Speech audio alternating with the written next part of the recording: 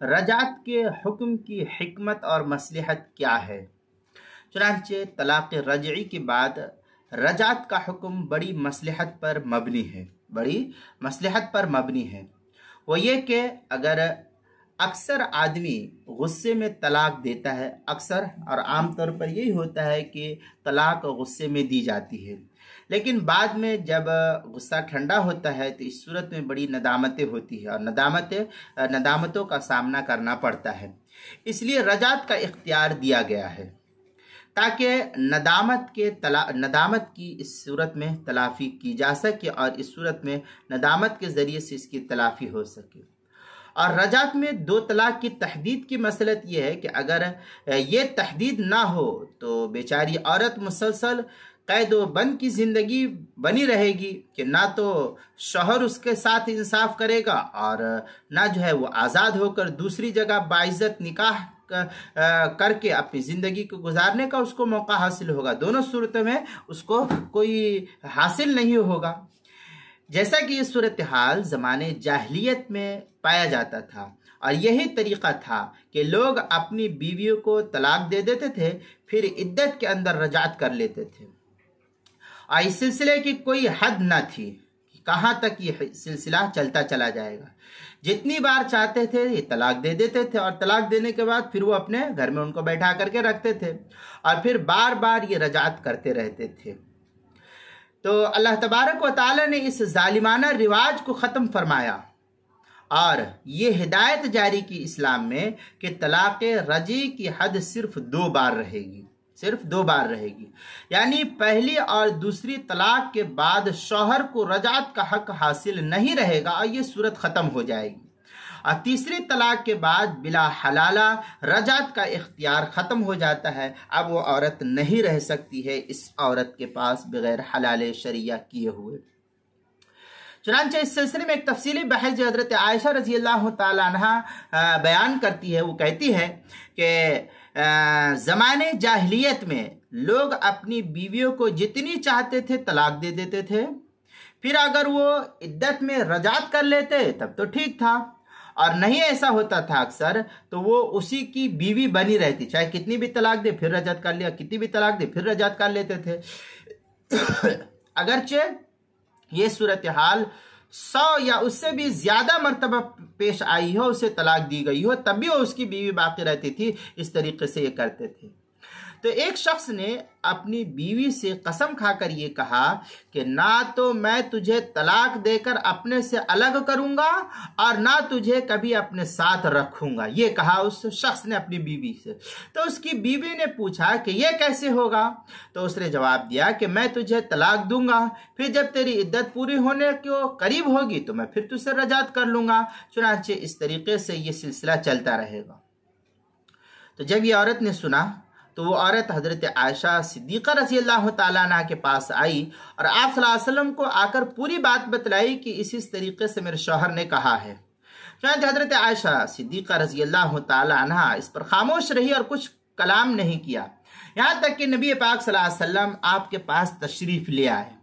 تو آپ صلی اللہ علیہ وسلم کو اس واقعے کی خبر حضرت عائشہ صدیقہ رضی اللہ تعالیٰ عنہ نے دیا، اور تو اس پر آپ صلی اللہ علیہ وسلم بھی خاموش رہے، کوئی کلام نہیں کیا، یہاں تک کہ خود اللہ تبارک و تعالی نے احکام اس سلسلے میں نافذ فرما دیا اور نازل کیا اور کہا الطلاق مرتان فَإِمْسَاكُمْ بِمَعْرُوفٍ أَوْ تَصْرِيحٌ بِإِحْسَان۔ یہ آیت سورہ بقرہ کی ہے، پارہ نمبر 2 آیت نمبر 229 ہے، یعنی طلاق رجعی 2 بار تک ہے۔ کتنی بار تک ہے؟ صرف 2 بار تک ہے۔ اس کے بعد یا تو دستور کے موافق روکے رکھو، یعنی اگر رکھنا ہے تو اس کو رکھ لیجئے، یعنی رجعت کر لیجئے، یا خوش اسلوبی کے ساتھ نہیں رکھنا ہے تو آپ ان کو جدا کر دیجئے اپنے سے، کوئی حرج کی بات نہیں ہے۔ یہ آیت جو ہے اللہ تعالیٰ کی طرف سے نازل کی گئی۔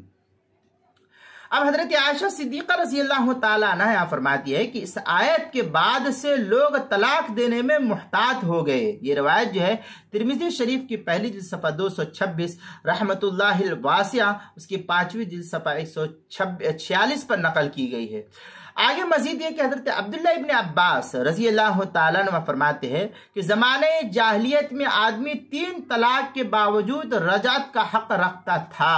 फिर ये जो आयत आई अत-तलाक़ मर्रतान, इसने इस रिवाज को आने के बाद इन तमाम रिवाजों पर पाबंदी आयत कर दी। जो मैंने आयत पढ़ी है अत-तलाक़ मर्रतान फ़इम्साकुम बिमारूफ़, ये आयत आने के बाद, ये आयत पारा नंबर 2 सूरतुल बकरा सूरत नंबर 2 आयत नंबर 229 है। इस रिवाज को ख़त्म कर दिया। ये रिवायत अबू दाऊद शरीफ की पहली जिल्द सफ़ा 297 पर नकल की गई है। अब इन तमाम का खुलासा ये निकलता है कि रजात के बारे में इस्लामी अहकाम फितरी तकाज़ों के ऐन मुवाफिक नकल किया गया है।